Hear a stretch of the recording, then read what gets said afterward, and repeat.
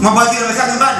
Unasema, yani ni shida kweli kweli. Maisha yangu yamekuwa dhiki kweli. Sawa. Na yatakuwa dhiki hasa. Anasema wakati fulani palikuwa na sherehe.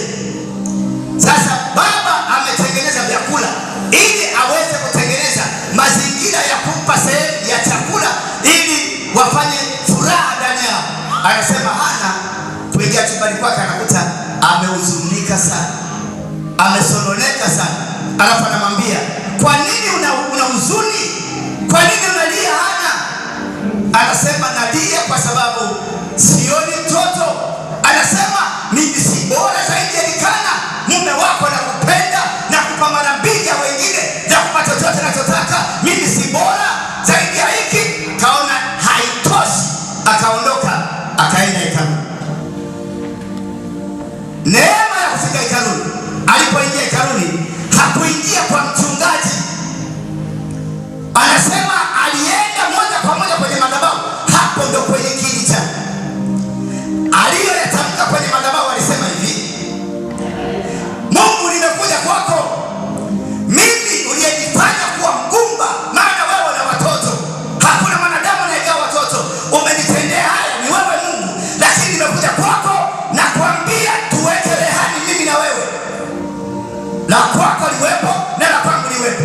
Anasema nahitaji maneno haya, ukinipa mtoto wa kiume nitamfanya kae madhabahuni muda wote akutumikie, nami sitaweka wembe kichwani mwake ili aweze kunyolewa nywele, iwe awe mnadhiri atakayekuwa wa pekee kwenye madhabahu yako, nami nitamheshimu, sitamchukua tena, nitakupa Bwana.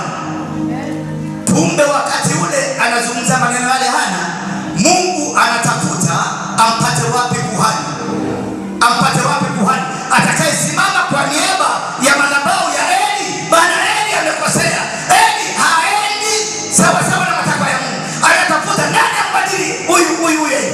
Anasema nipate wapi mtu kama huyo atakayekuwa anasema okay, huyu hajawahi kuzaa na anasimamwa na anasema vibaya, sasa napanda mbegu mpya. Ndipo maneno yake yakaendelea kurudiwa.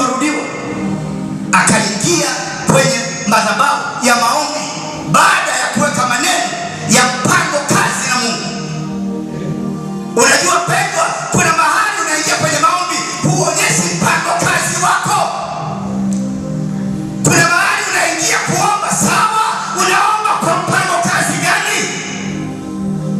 Kusudi la maombi yako unataka kupata kitu gani? Matokeo yake yaweje mbele za Mungu? Kuna mtu mmoja alikuja anasema, mchungaji, mimi nahitaji mtoto, naomba nipate mtoto, maana ninapata shida, sina mtoto. Nikasema sawa, mume wako anaitwa nani? Sina Mungu.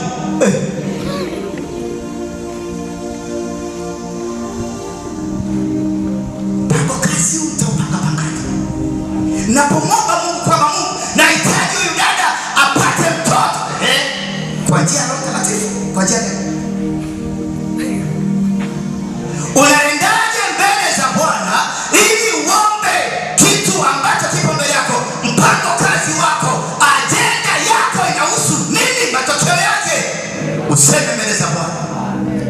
Atapeleka mpango kazi imani. Anasema mpango kazi wako, nataka mtoto. Elikana, wewe mume wangu, nasema kama utanipa mtoto wa kiume sitaondoka naye, nitamwacha hapa, alafu nitakutolea dhabihu. Akajua Mungu huyu ndiye anayefaa. Sasa mimi namwachia mtoto, namwachia kila kitu. Sadaka ni ramani ya kukutana na Mungu. Sadaka ni mahusiano yako na Mungu. Sadaka ni vitu vinavyotengeneza watu wawili waweze kushirikiana, watambulishwe kwa utambulisho, ili mbingu zijue huyu ni mmoja rafiki, ni mmoja mtendaji, ni mmoja Mkristo, ni mmoja mwaminifu, ni mmoja anayestahili, ni mmoja ambaye ana uhalisia wa mahusiano na Mungu. Siku moja nilifundisha,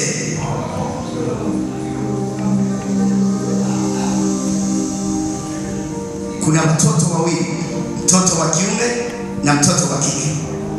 Mtoto wa kiume amefanya nafasi ya kutafuta mtoto wa kike duniani, nasema mambo ya duniani. Amepata mtoto wa binti, anataka kuoa. Sasa anapooa, huyu kijana anasema mimi sina mali tunatafutaga, hebu twende haraka, mimi naogopa wewe utaniacha. Na binti naye anasema huyu mtu ananipenda. Kwenye Kenya wameondoka. Mara baba anapata habari kwamba mtoto wangu hayupo nyumbani, ameolewa, na alipoolewa anafahamu kabisa ameolewa familia fulani, ukoo fulani. Wananyamaza kimya. Nasema habari ya sadaka, wananyamaza kimya. Alafu baba atakalotamka anasema, mama sikiliza, najua Esther humu ndani hayumo humu, na najua mwezi mzima unajua mama yake, ila nikisikia umenyanyua mguu umeenda kule, awe na homa, awe wamemtwanga makofi kwa mume, awe ameshurutishwa, ukiinua mguu mimi na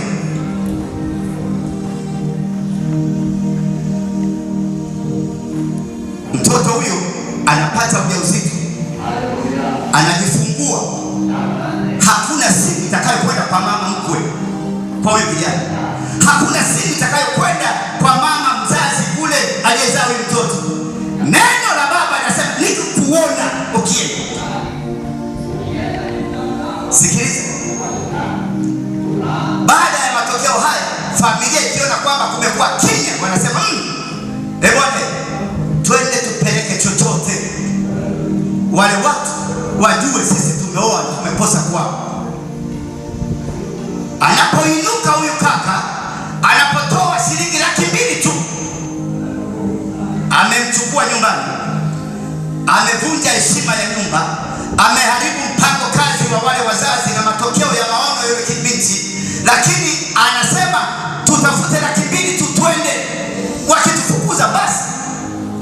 200,000 inashikwa mkononi, inapelekwa katikati ya ile familia, wanagonga hodi, tumekuja sisi ndio wale waharibifu tulioharibu nyumbani hapa, tuliotengeneza masuala mabaya, tumewapa hata mambo yasiyostahili kweli, ni sisi tumekuja. Wanapiga magoti, anasema mimi ni nani? Sisi ndio tulioondoka na mtoto wenu, lakini hatukuja bure. Ni mshenga huyo amesimama mbele, sikuja bure, tumekuja na 200,000 ambayo hatuna nyingine, tunaomba kibali kwenu. Wale watu wanapokwenda kupokea, wanasikiliza ukarimu na heshima, wanapokea 200,000. Ile 200,000 wanakwenda kuitana ukoo mzima. Ile 200,000 wanapika chakula nyumbani. Ile 200,000 wanachukua taxi kumfuata mtoto alikoolewa.